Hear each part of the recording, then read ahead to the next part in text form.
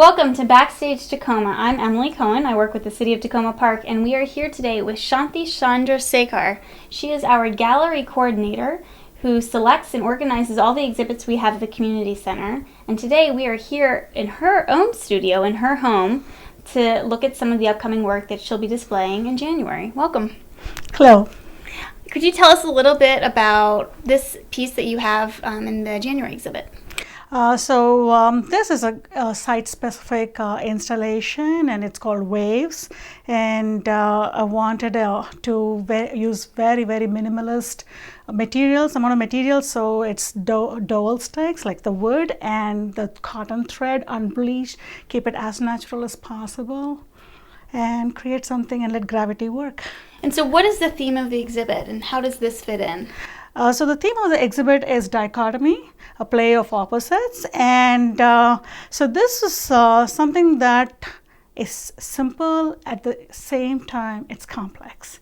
So if you want to make it simple, it's up to you to find the simplicity in it. And if you want to make it complex, you walk around and you'll find something that looks so totally different. And so you're just using thread, and you have 12 different pieces of thread, or 12 different sticks, and 12 different knots on each stick. And you have a background in physics, right? Yes. So how does that influence your art? A lot, more than I thought it would. So I studied physics. I did my master's in psychology and became a stay-at-home mom, and I started working. And then I realized eventually that all my drawings and paintings had a little bit of physics, and I got very interested and started reading a lot more physics, and my work is based on that now. And how would you describe this piece through perhaps a mathematical or scientific perspective? This is like very interesting that way, because it's the curves, the parabolas, the gravity, and I wanted to be able to get the same kind of a curve repeating. So it took a lot of calculations in terms of the length, to get the length to be just right, so this whole shape worked, because it's almost like a fractal system also, because everything that's small is repeated again, and then it's also repeated here. So there's a lot of planning that went into this piece. So this is my first large site-specific piece, and since I had this opportunity to show at Takoma Park, and the suspended space there is just wonderful, and I wanted to make use of that space. And I was trying to figure out what would work with the brick wall, the white wall, and the whole area, and I wanted to have something that was simple and yet complex and thought-provoking. And thank you for joining us. Thank you for having me. And we will see you back in the studio.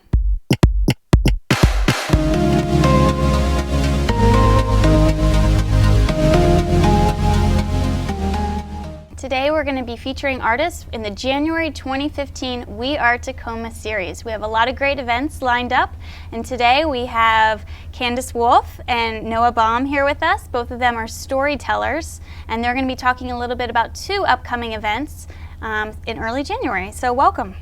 Thank you. Candace, let's start with you. You're going to be performing with Noah at a children's storytelling event. Yes. Is that right? Yes. And this is the first children's storytelling event that we've had in Takoma Park. What is storytelling? How would you describe this art form? So storytelling, we're going to be telling folk tales, which actually have two contradictory elements in them. They're completely true and they're completely fake. And by that, would you like me to explain that? Yeah, what do you mean by that? Okay, folk tales contain all the ancient truths that we live by, how to treat each other with love and kindness and justice and respect. So that's an ancient code of conduct that are embedded in these folk tales. But at the same time, that truth is wrapped in a cloak of magic and playfulness and enchantment, and that's why they're embraced by children of all ages, from the youngest to over 100. And this event is targeted towards 5-year-olds and up, correct? Yes. But it sounds like it's something that adults would enjoy too. Oh, adults love. Don't ever let an adult tell you they don't like stories. Adults love, they eat them up. Okay. They love the stories. Yeah. And you're most well known in Takoma Park for your Halloween tales in the library. Yes, yes. Less scary Halloween tales for the young children, and more scary as the children get older. Okay. Yes. And Noah, you'll be also telling stories on that day, but you're also the host of the storytelling series here, The Grapevine. Yes. Could you tell us a little bit about that? Yes, so I'm co-hosting it with two other storytellers, Tim Livengood and Jane Dorfman. And we've started to expand the idea of storytelling not just for children. It never used to be for children. Just as Candace said, storytelling holds the wisdoms of humankind. It's just the way that we humans create meaning. And it's never been separated as something for children and something for adults. But as the written word came more and more into play in our cultures, it's been, like everything in our life, it's been, polarized. And so there's this concept, there's this idea that storytelling is just for children. And so we really, really want to open that up and say storytelling is not just for children. And The Grapevine is geared specifically for teenagers and adults. And we want to introduce people to the diversity of what storytelling is, because it encompasses a very wide range, from personal stories that a storyteller tells about their own lives, through traditional stories that hold wisdom of the ancients. Okay. And we really are excited about it. And how is this Grapevine series different from other storytelling series, such as Speakeasy DC or the Moth Storytelling Hour? Yeah. Speakeasy and the Moth focus only on personal anecdotes, on people sharing their personal experience, which is great. And we have people at the Grapevine that do that as well. But what we are trying to do is kind of expand that and open up the idea that storytelling is an art form, and that there are people that, even if they tell their personal stories, they craft them and they put a lot of thought and artistry into creating the story so that it will have universal meaning, so that it will touch people's hearts. And so we have stories like Speakeasy and like The Moth, and we also have storytellers that bring other stories, sorry. And you're bringing in storytellers from all over the country. We are. We're bringing some of the best artists that I know of the spoken word. In January, featured on the stage with me is going to be one of my favorite storytellers, Reggie Carpenter. She's from upstate New York. She is phenomenal. She tells a lot of very personal stories that are funny and moving and very, very powerful. We are bringing Laura Sims, who's an internationally known, the mother of storytelling in the revival of storytelling as an art form in the United States. She'll be here, I believe, in March. We're bringing Judith Black from Boston, who is another phenomenal, nationally known storyteller. So we're really trying to introduce the local scene, the people in Takoma Park and the area, to some of these wonderful, wonderful artists. And will there be any opportunities for people from the community to tell stories? We're thinking of opening it up next year. This is our, first year that we're kind of trying things out, and we're hoping next year to create also a format where people can come and submit stories and present them on stage. Great. Let's go back for a moment to the January 10th event, Tales of Magic and Wonder, that you are doing together. Yep. How participatory is this going to be? Incredibly participatory. This is not digital storytelling. These aren't stories frozen on the printed page. These are stories that have come to life, where we're going to play off of one another, and we're also going to invite the audience to be engaged, fully participating. So it's going to be a whole lot of fun, and that's why it's called Tales of Magic and Wonder, because it's going to be completely spellbinding and completely hilarious, and people will walk out of here changed. And we're having such a great time working on it. So we're just been having a great time getting to know each other and kind of playing off each other's repertoires and choosing the stories. And so it's just been great fun preparing it, and we're really looking forward to it. We hope lots of people come. Great. And now we're going to show you some footage from one of the Grapevine events this past year. The sun was just setting behind the ragged mountains when a young woman was walking away from the village to the hut of the old one, the hut that was at the edge of the village. They say he was the wisest one. She knocked, but the door was open. And so she pushed it, and the old man was sitting there. His back to her, he was looking at the fire. He was brewing something. She humbly came forward. She bowed. She said, "They say that you can help. They say that you can help with magic. My husband, things have been so hard. He came back from the war, and he's not the same. And they say that you have magic, that you can give me a potion to bring the love back into the heart. Can you make me a magic potion to bring the love back into the heart?" Slowly, the old man looked up, and he said, "All right."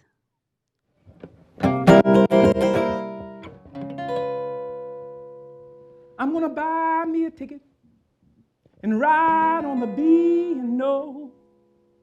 I'm gonna buy me a ticket and ride on the B&O. I'm gonna keep on rolling as far as I can. I'm gonna buy me a ticket, you can clap, ride on that B&O.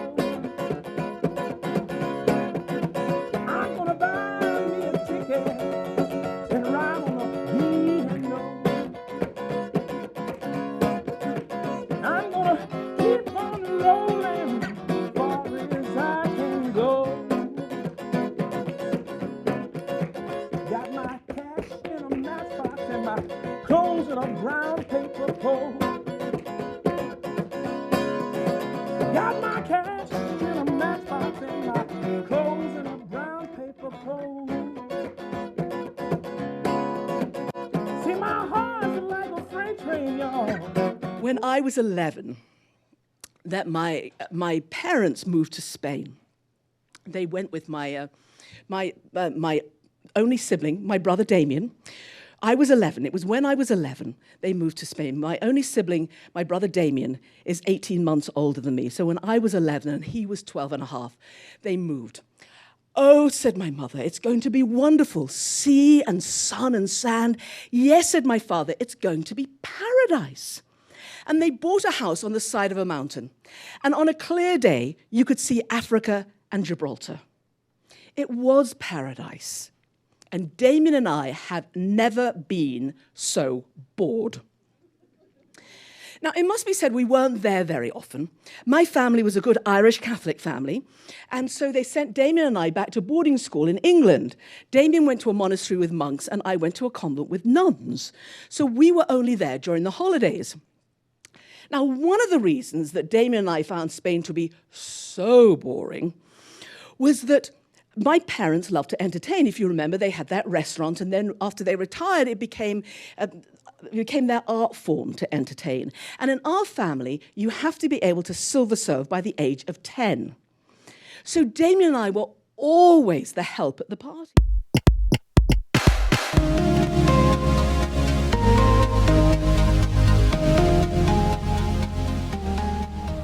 And we're back. Now we're going to feature two filmmakers that are going to be screening films here at the Takoma Park Community Center in partnership with Docs in Progress on Thursday, January 22nd.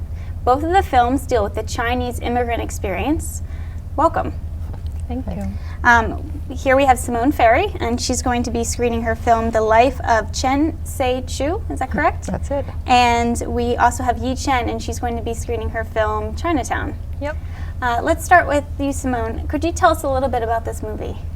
Well, this is a 30-minute portrait that I did of a dear friend of mine who experienced amazing things in his life. He suffered many hardships and really lived through a lot of modern Chinese history before ending up as a potter in his old age. And discovering something artistic and creative really gave his life a kind of beautiful coda, a way to find meaning of all that he's experienced. Could you give us a little bit of a taste of sort of when he was born and what were some of the major historical events that he lived through?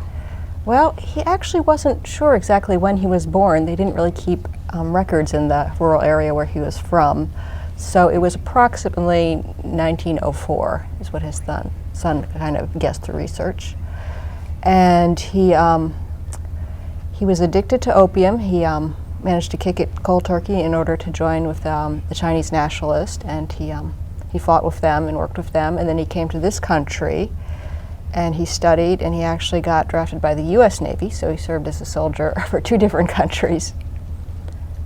And then later he became a potter in his retirement, yes. Okay, very interesting. And how about Chinatown? What is the story of that film? Sure. Chinatown is also a 30-minute long documentary, and it explores how the changes in DC Chinatown neighborhood since the 1970s, the city's redevelopment and urban renewal plans has changed the neighborhood and how that has impacted the immigrant residents living in DC Chinatown. And how did you decide to make this film? Well, I'm myself is a first-generation Chinese American immigrant, so Chinatown has a very special meaning for me, and that's why I wanted to do a documentary about Chinatown in DC, where I have lived for many, many years. So did you first come to that Chinatown when you came here? Is that where your family settled? No. Okay, because it seems like it's not necessarily where many immigrants are going now. Many people are going more into the suburbs. Yeah, exactly. Yeah. And Simone, I've seen you at a lot of the film screenings here. You come to most of them, and I'm just curious about why was it that you decided then to make your own film? Well, I don't think enough people in this neighborhood realize what an incredible experience these screenings are. They're free, but they're also really intellectually stimulating and just plain interesting, because they almost always have a filmmaker afterwards, and the conversation that you have is always just really thought-provoking. And in this area especially, you have people who often have similar experience, some of what's in the movie, and they bring their own perspective to it. So as an audience member, I've always really enjoyed them, and so I thought that it would be a lovely experience for to have my film here. And then I thought, well, I've always liked an admirer of Yi and her work, and that we could partner. Okay, great. And this is also through Docs in Progress. So are both of these works in progress, or are they actually completed films? My film actually was the first film that I made out of film school. So this was pre-Docs in Progress. Chinatown is a completed film. It actually premiered last year and has been going through film festivals in the country. And the connection to Docs in Progress is the film went through a rough cut screening through Docs in Progress, getting feedback from the community. Docs in Progress community, which has been really valuable input. And actually, Simone, you hosted that screening, right? Yeah, at our round table. Yeah, at the round table also. That's how we first met. Yeah. And we're going to give you a sneak peek of these films coming up next.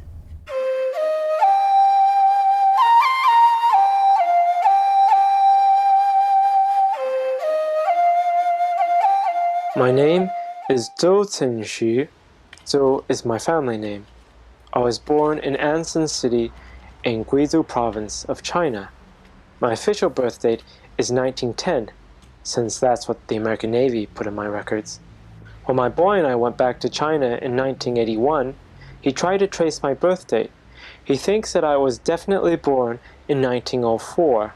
If that's the case, then I'm 89 years old. I really don't think so. I'm not that old. When I was 4 months old, my mother expected another baby, so she gave me to my grandmother.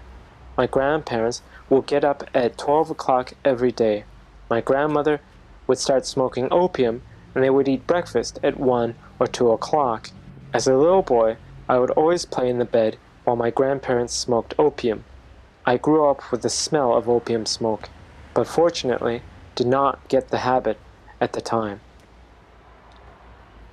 When I was 5, my other grandmother took me away to live with my younger uncle in Guiyang. First, he planned to adopt me, but later on, he found out I'm not worthwhile to be his son, so he never paid much attention to me. When I cried or made trouble, he just called my name to make me stop. I was just scared of him. That's the only thing I remember.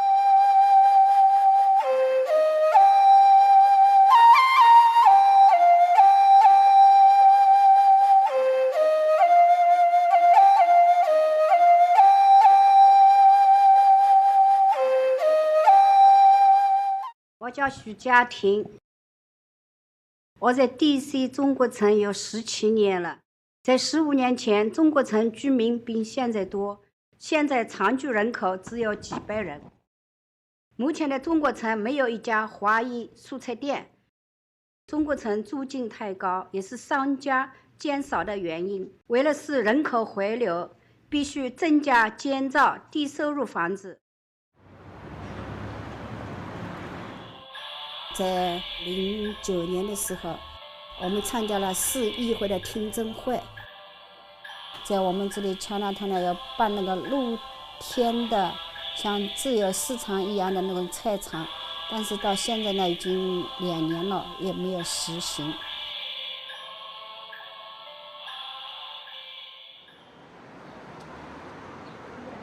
华乐大厦祝福协会呢，2008年8月份成立。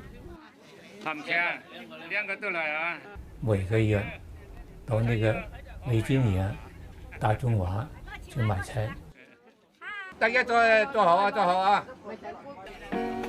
Other than senior citizens, you really don't see Chinese families, Chinese people conducting everyday life in Chinatown. Even though the Chinatown community is shrinking, we're just trying to hold on to whatever little bit that we have. Now, the importance in having ethnic communities like Chinatown City is to show where we came from. Well, Chinatown is shrinking, and one day it may not exist as the way we know it now.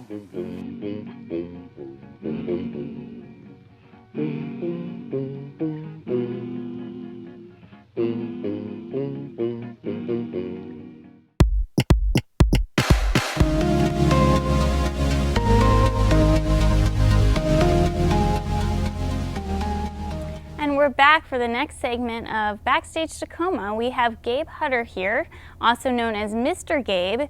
He is a popular children's performer here in Takoma Park, and he will be performing here at the Community Center on Saturday, January 24th at 4 p.m. Welcome. Thank you. Glad to be here. It's good to have you. And you have performed here before. This is not your first performance, right? Right. I've done a couple of performances, one last November and then also the year in 2012. And how would you describe the music that you play? It's a mix. I do some traditional children's songs, especially a lot of interactive, follow the leader kind of songs to involve the kids. And then I do some more popular numbers that are dance-oriented, like La Bamba. I also do Yellow Submarine, and those go over very well. And then I do my originals. And you play with the band as well? Yes, I have a band, the Circle Time All-Stars. So we're Mr. Gabe and the Circle Time All-Stars, and I have a bass player, Holly Montgomery, and a violinist, Shel Falk. And they're both professional musicians, so I'm very lucky to be performing with them. And how did you get involved in this genre? Oh, it's a good question. Well, I have kids of my own. My daughter is now 16 and my son is 10. And when they were little, I would take them to our community circle time right here at the Takoma Park Library and learn some of the songs myself and perform them around the house. And a few years later, when my son went into kindergarten and I thought about some things I might do outside the home. I was a stay-at-home dad until then. I thought maybe I should try, performing a few songs. And so I went to see Karen McPherson at the library and asked her if I could sit in some time and perform a few numbers. And she very graciously agreed. And I've been performing there ever since. That was almost 5 years ago. Well, can we hear a little bit of it, of sure. Your music? Yeah, this is a new song which will be coming out on my new CD, which will hopefully be ready for release in early spring or even late winter.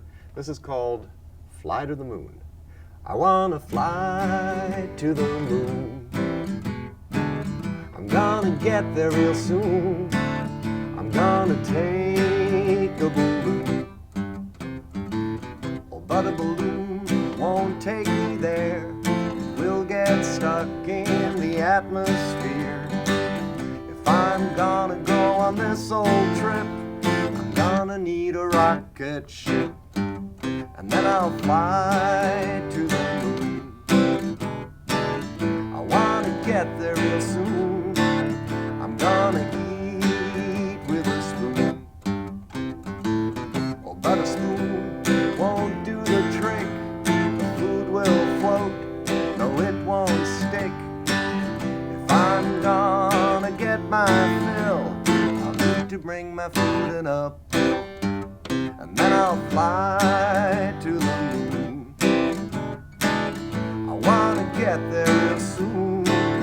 I'm gonna take a baboon. Ooh, ooh, ooh. Oh, but a baboon will never last. Up there in space, it'll get bored fast. If I'm gonna have some company, I'll ask my good friend Annalie. And then we'll fly to the moon. We wanna get there real soon. We're gonna fly to the moon. Fly to the moon. Fly to the moon. That was great. Thank you. I think it's for adults as well. They seem to like the songs too, So works both ways. 0 to whatever age, That's basically. right. And there you have it. That is our lineup for January 2015 and the We Are Takoma series. We hope to see you here at the Takoma Park Community Center for some of these great events. They are all free. Some of them have a suggested donation, but all are welcome.